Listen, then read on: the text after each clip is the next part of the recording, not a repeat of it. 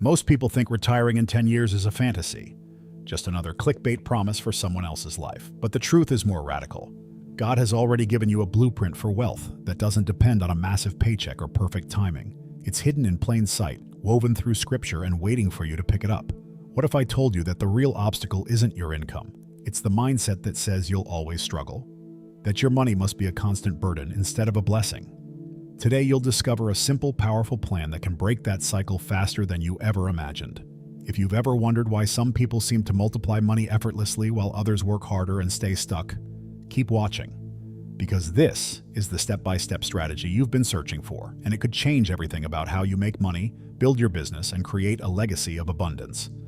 Why your income isn't the key, and what the Bible really says about money. Most people think that if they just made more money, all their problems would vanish. But here's the uncomfortable truth. Income alone has never made anyone truly free. You can earn six figures and still feel chained to debt, anxiety, and scarcity. In the book of Proverbs 23:4, we're warned, do not wear yourself out to get rich. Have the wisdom to show restraint. That means money isn't the villain or the hero. It's simply a tool waiting to be managed with purpose. Imagine a man working 80 hours a week, pulling in $200,000, but spending every dime on upgrades, vacations, and flashy toys. He believes he's progressing, but in reality, he's just running faster on a hamster wheel. Now picture a school teacher making $50,000 who saves diligently, avoids unnecessary debt, and invests steadily. 10 years later, guess who's closer to financial independence? Proverbs 21:20 paints it plainly. The wise store up choice food and olive oil, but fools gulp theirs down. Money, when stewarded wisely, becomes seed that grows into harvest. But when it's treated like a quick fix for every emotional hole, it evaporates faster than you can earn it. That's why the Bible consistently elevates principles over paychecks. Jesus shared in Luke 16:11, "If you have not been trustworthy in handling worldly wealth, who will trust you with true riches?" So before dreaming about a bigger paycheck, start by mastering what you already have. Let's get practical for a minute. If you don't track your spending, you're flying blind. Start by recording every dollar for 30 days. You'll discover leaks you didn't know existed, subscriptions you forgot, impulsive buys, and habits that keep you broke. The wealthy don't necessarily make more, they keep more. Business owners and entrepreneurs often learn this the hard way when sudden profits vanish under poor stewardship. Another mindset shift you need is realizing that your business and career are vehicles, not destinations. They help you generate money, but they're not the finish line. True wealth is measured by freedom. Freedom to serve, give, rest, and build. That's why Ecclesiastes 5:10 warns, "Whoever loves money never has enough." Chasing bigger checks without a plan leads to emptiness every time. So before you race off looking for new streams of income, pause and ask, am I honoring God with what I already have? Because if you can't manage $500 wisely, $5,000 won't save you. And as you start rethinking this, there's another overlooked area that quietly robs you of peace and money, and it's hiding in plain sight, waiting to be uncovered in the next step, the true cost of your lifestyle, and how to break free. Most people never stop to calculate the hidden price of their lifestyle. They see the monthly payments, the mortgage, the dinners out, but they don't see how these choices quietly steal their future freedom. Proverbs 13:7 says, "One person pretends to be rich, yet has nothing. Another pretends to be poor, yet has great wealth." In other words, the image you project can cost you everything you could build. The question isn't whether you can afford it today, it's whether your future self will thank you for it. Many businesses and households follow the same destructive pattern. As income increases, expenses rise to match it. This is called lifestyle inflation. You start with a modest car, then upgrade to a luxury model. A small house becomes a big one. Before you know it, your paycheck is swallowed by things that don't actually make you fulfilled. This is why even high earners stay broke. They confuse comfort with progress. If you want to break free, you must define what enough looks like. The Bible teaches contentment is a choice, not a consequence of wealth. Paul wrote in Philippians 4:12, "I know what it is to be in need, and I know what it is to have plenty." That perspective is a superpower in a culture obsessed with more. When you set a clear baseline for what you truly need, you reclaim control over your money. A practical exercise is to list every recurring expense you have: rent, food, insurance, subscriptions, and ask yourself which ones actually bring lasting value. Many find they can cut 20% or more without sacrificing anything important. Business owners often discover the same when reviewing overhead costs. Simplifying isn't about deprivation, it's about alignment with your purpose and goals. Consider this. Every dollar you save is a dollar you can invest in your business, your future, and your calling. Imagine redirecting $500 a month from lifestyle fluff into investments that yield compound returns. In 10 years, that single decision could be the difference between working because you have to and working because you want to. Money used wisely buys freedom, not just stuff. When you understand the true cost of your lifestyle, you'll start seeing spending differently. It's no longer about short-term gratification, but about building a life that matches your values. And once you master this shift, you'll be ready to explore a radical approach that can transform your timeline to financial independence, faster than you ever believed possible.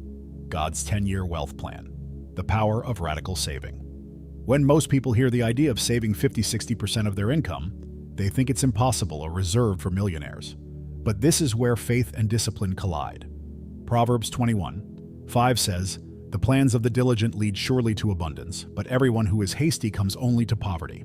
Radical saving isn't about punishing yourself. It's about creating a margin wide enough to fund your freedom. Money becomes powerful when you stop spending every cent you earn. Think of your income like seeds. If you eat them all, nothing grows. But if you plant half or more, you build a harvest that can sustain you long after the work stops. Business owners who embrace this principle often find they can reinvest profits into expansion or set aside reserves to weather economic storms. The same is true for individuals. Whether you make $40,000 or $200,000, the percentage you save determines how quickly you can step away from the grind. It helps to visualize where every dollar goes. Create a simple chart with 3 columns: essentials, investments, and extras. Essentials cover survival: housing, food, utilities. Investments include retirement accounts, brokerage funds, and business reinvestment. Extras are the wants that sneak up on you: subscriptions, gadgets, and impulse buys. Your mission is to shrink the extras and expand the investments. That's how you multiply money without needing to earn more. The Bible doesn't shy away from the idea of storing and preparing. Joseph, in Genesis 41, prepared Egypt by saving during 7 years of abundance, so they survived the famine that followed. In modern terms, your radical savings are your storehouses. They protect your family, your business, and your calling when lean seasons come. Money set aside with purpose becomes a weapon against fear. One practical way to hit a high savings rate is to automatically divert funds the moment you get paid. If you wait until the end of the month to see what's left, there will be nothing left. Tools like automatic transfers into brokerage accounts or high-yield savings help you stay consistent. If you're self-employed, set up a separate account for taxes and investments, so you never confuse operating cash with your future wealth. When you embrace the power of radical saving, you'll feel something unexpected: relief. You'll realize that you don't need to hustle forever. And just as you start feeling that relief, there's another principle waiting, a way to turn that stored money into a stream of income that could outlive you. The 4% rule meets Proverbs. How to build a never-ending income stream. The 4% rule is one of the simplest yet most misunderstood tools for building lasting wealth. In practical terms, it means you can safely withdraw 4% of your investments each year without running out of money. But when you blend this principle with biblical wisdom, it becomes more than math. It becomes a philosophy of stewardship. Proverbs 13:11 says, "Dishonest money dwindles away, but whoever gathers money little by little makes it grow." The 4% rule rewards consistency over shortcuts. Imagine you've built a portfolio worth $1 million by saving and investing over the years. Using the 4% rule, you could withdraw $40,000 annually, and the remaining balance keeps growing. This stream of income becomes your cushion, your freedom fund. In business, it's like having a product that pays you royalties forever. Your money works harder than you do, and that's when you shift from labor to leverage. Many people worry they'll never reach such a number, but you don't have to start big. Begin by automating contributions to an S&P 500 index fund or a diversified ETF. Even modest, consistent investments add up faster than most expect. For example, $1,000 invested monthly at a 10% return grows to over $1 million in about 20 years. It's not a miracle, it's math wrapped in discipline. Money grows when you refuse to consume it all. Biblically, this is the principle of the harvest. You reap what you sow, and you sow what you hold back. Proverbs 6:8 points to the ant that stores provisions in summer and gathers food at harvest. Your 4% withdrawal is your harvest, planned, measured, and sustainable. That's why wise entrepreneurs and believers build financial structures designed to last. One of the most powerful steps you can take is to track your net worth quarterly. When you see your investments inching upward, it reinforces your commitment. Use simple spreadsheets or tools like Personal Capital or YNAB. The point is to stay aware. When you measure something, you improve it. When you ignore it, it decays. So as you start thinking about your own never-ending income stream, remember this. Money is most effective when it aligns with God's timing and your purpose. And as you grasp this truth, you'll soon face another subtle trap. One that silently drains the resources you've worked so hard to grow. Escaping lifestyle. Inflation, the silent wealth killer. Lifestyle inflation is the sneaky force that sabotages most people's money goals without them even noticing.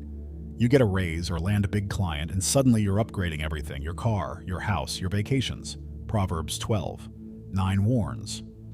Better to be a nobody and yet have a servant than pretend to be somebody and have no food. In modern language, that's saying it's wiser to live humbly and have money than look wealthy and be broke. This trap doesn't only affect employees. Entrepreneurs fall for it too. A business starts to make real profit, and the owner begins spending as if the boom times will last forever. Fancy offices, expensive software, flashy branding.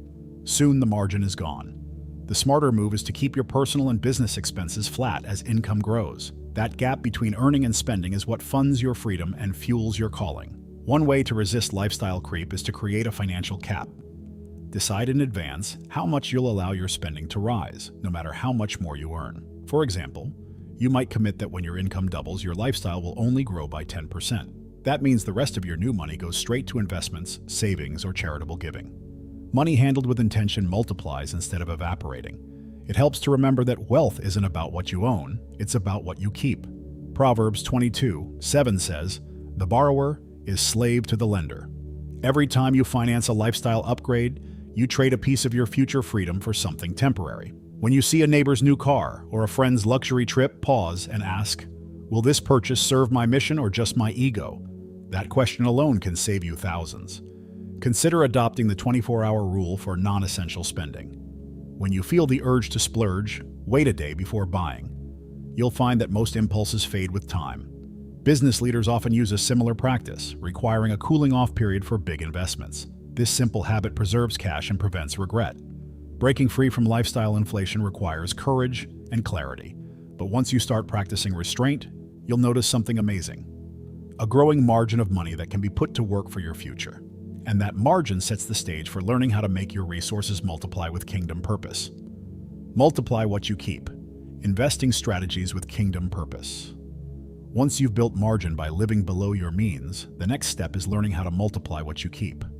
Money isn't meant to sit idle. It's a seed designed to grow and bless others. Remember the parable in Matthew 25:14-30, where the servant who buried his talent was rebuked, while the ones who invested were rewarded. God honors initiative and stewardship. That's why it's critical to move from saving alone to strategic investing. Start by understanding the basics of asset classes. Stocks, index funds, and ETFs are accessible vehicles for growing wealth. If you're new, consider starting with an S&P 500 index fund. It's simple, diversified, and historically averages around a 10% annual return. For those seeking more active growth, you might look at dividend-paying stocks like Johnson & Johnson or Procter & Gamble, which can create streams of passive income. The goal isn't to gamble, but to steward. One principle to anchor your strategy is diversification. Ecclesiastes 11:2 advises, invest in 7 ventures, yes, in 8. You do not know what disaster may come upon the land. This ancient wisdom still applies today. Spread your investments across different sectors and asset types: stocks, bonds, real estate, maybe even a small portion in your own business. Diversification protects your money from the unexpected. It also helps to automate contributions. Treat investing like a recurring bill you can't skip. Set up automatic transfers into your brokerage account the moment you get paid. When you automate, you bypass emotion and inconsistency. This discipline compounds over time, creating wealth that feels almost effortless. Money grows when it's removed from your immediate reach. Don't forget to align your investments with your values. Biblically responsible investing funds, like Bibble or Cath, screen companies to ensure they avoid industries that contradict Christian principles. When your money supports businesses that reflect your faith, you can grow wealth with a clean conscience. This is kingdom purpose in action, using money as a tool for good. As you build an investing rhythm, you'll start to see your resources multiply in ways that feel both practical and miraculous. And as your confidence grows, you'll be ready to tackle another hurdle, the mindset that tells you you're not worthy of abundance. Breaking the scarcity mindset. Why God wants you to have more than enough. Scarcity thinking is one of the most powerful forces holding people back from wealth. It whispers that there's never enough money, opportunity, or favor to go around. But Scripture teaches the opposite. John 10:10 says, "I came that they may have life and have it abundantly." God's plan isn't for you to scrape by. He wants you to prosper so you can be a blessing. Money, when handled wisely, becomes a tool for impact instead of a source of anxiety. Many grew up hearing messages that equated wealth with greed or corruption. Over time, those ideas can shape how you approach business and money. You might feel guilty charging what you're worth, or hesitant to invest in yourself. But Proverbs 10:22 declares, "The blessing of the Lord brings wealth, without painful toil for it." That means abundance isn't something to be ashamed of. It's a gift you can steward. To break scarcity thinking, start by tracking evidence of provision. Make a list of times God supplied your needs, big and small. Seeing those moments in black and white builds faith. Also, surround yourself with mentors and voices who champion generosity and growth. The environment you allow influences the beliefs you carry. Money grows best in hearts that expect increase. A practical exercise is to reframe spending from fear to purpose. Instead of asking, "What if I run out?" ask, "How will this investment serve God's calling in my life?" For example, investing in a business course or a new skill isn't just an expense, it's preparation for the doors God will open. Money used purposefully multiplies both in returns and in confidence. Another key is generosity. Proverbs 11:25 promises, "A generous person will prosper. Whoever refreshes others will be refreshed." When you give, you declare that resources don't control you, you control them. Even small acts of giving train your mind to trust in God's provision rather than hoard out of fear. Generosity is the antidote to scarcity. As you release old limiting beliefs, you'll discover a new capacity to create, earn, and steward wealth. And just when you feel this breakthrough, you'll be ready to explore the final piece of the puzzle: how to build a legacy that lives beyond your lifetime. The legacy factor. Building wealth that outlives you. Most people think about money in terms of what it can buy today: comfort, security, options. But wise entrepreneurs and believers understand that wealth's greatest purpose is to outlive them. Proverbs 13:22 says, "A good person leaves an inheritance for their children's children." That doesn't only mean money, it means wisdom, opportunity, and faith that future generations can build upon. Money becomes legacy when you design it to last. Building a legacy starts with intention. Ask yourself, if I were gone tomorrow, what systems have I set up to carry forward my values and resources? This might include a trust fund, clear instructions in a will, or investments earmarked for education and ministry. It's not morbid planning. It's a loving act that honors your family and God's provision. Money left without guidance often becomes a burden instead of a blessing. Your business can be part of this legacy. Whether you run a small shop or a thriving company, document your processes and train others to carry them on. Teach your children or protégés not only how to make money, but how to use it with integrity. Imagine how different the world could be if more entrepreneurs passed down kingdom-minded business principles alongside their profits. One practical step is to create what some call a legacy binder. This is a simple collection of documents: account information, investment plans, charitable giving records, and letters to your loved ones. Proverbs 19:20 advises, "Listen to advice and accept discipline, and at the end, you will be counted among the wise." Preparing your legacy now spares your family confusion later and models stewardship at the highest level. Remember, legacy isn't just about wealth, it's about impact. Consider allocating a portion of your investments or profits to causes that align with your faith. Whether it's funding missions, supporting orphanages, or launching scholarships, these seeds can bear fruit long after you're gone. Money dedicated to God's purposes becomes eternal currency. As you start imagining the kind of legacy you want to leave, you'll find that your daily decisions take on new meaning. Every dollar you save, invest, or give becomes part of a story bigger than yourself. A story that, if you let it, will echo for generations. You've just learned that money isn't your enemy. It's a tool God has placed in your hands to build something that matters. But information without action is like seeds left on the sidewalk. What will you do differently today? Will you keep believing the lie that you're stuck? Or will you start living like your business, your family, and your future deserve better? Imagine how your life could look a year from now if you start applying just one of these principles. What doors would open if you stopped chasing income and started multiplying what you keep? How would it feel to finally break free from the cycle of scarcity and step into the abundance God has promised? Write in the comments, "My money is a tool for God's kingdom." And watch how this powerful declaration begins to shift the course of your business and your finances from this day forward. If this message has touched something deep inside you, consider supporting our ministry through the link in the description. Your support helps us keep spreading this truth to more people who feel forgotten by the world's money system. And before you go, don't forget to subscribe to this channel and hit the notification bell so you never miss another lesson that could transform your finances and your faith.